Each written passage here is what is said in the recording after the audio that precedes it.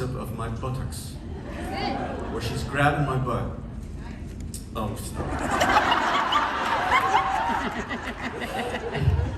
And I don't know what got into her, but she kept having to rehearse that scene. What? Wonder why? but you know what's in it? What? Oh, stop it. I shouldn't tell you this, but the loincloth has got padding back there. So it makes my butt look bigger. Because why am I disclosing this? Because, you know, I'm not a really big guy, so I have this skinny little butt. And so they put this padding in the back of my loincloth. So anyway, as you'll see when she starts ripping my clothes off, the director said, "We need a close-up of your butt." So I'm like this, and they have a camera right there, and she's, "Okay, go." And she grabs my butt and says, "Okay, we got it." "No, we got to do it again." So you'll see the close-up. But at the end of this clip is when I am accused of doing something horrible with Mrs. Potiphar. Mr. Potiphar walks in. You know the whole scene. You know what happens. And they accuse me, and they throw me into a pit. So the effects of this falling into the pit is really cool.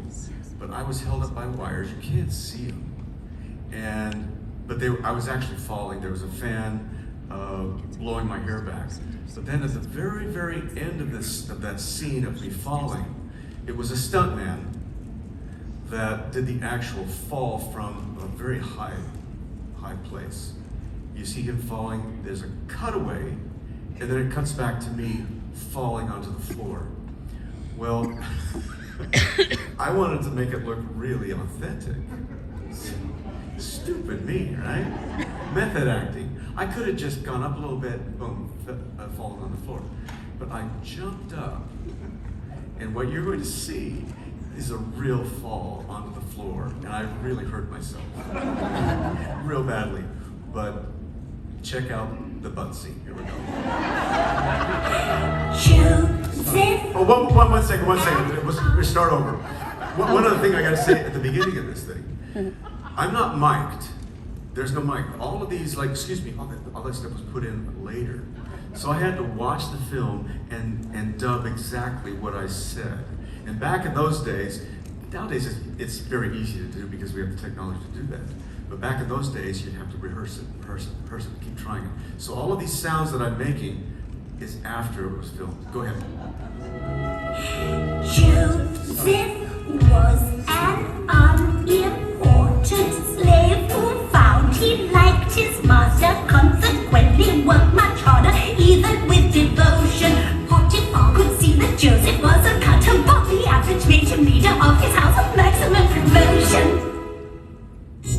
Potiphar was cool and so fine, but my wife would never tell the lie. It's all there in chapter 39 of Genesis. She was beautiful but evil, so a lot of men against his will. He would have to tell her that she still was his. You're mine. Joseph's looks and handsome figure had attracted her attention. Every morning she would beckon, "Come alive, Mila." Joseph wanted to resist her till one day she proved too eager. Joseph cried in vain, "Stop, I don't believe in free love." Pity.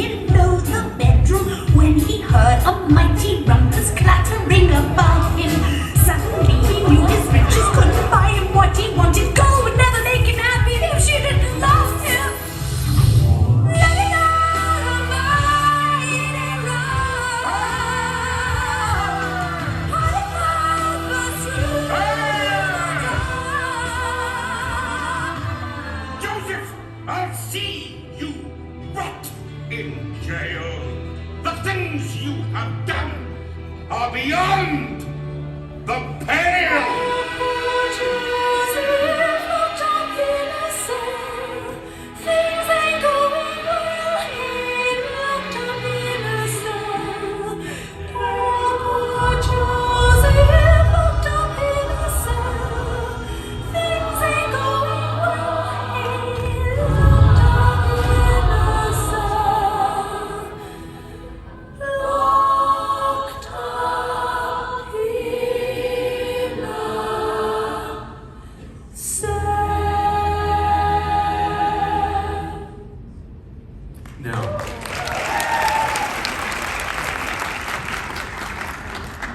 Now, close every door.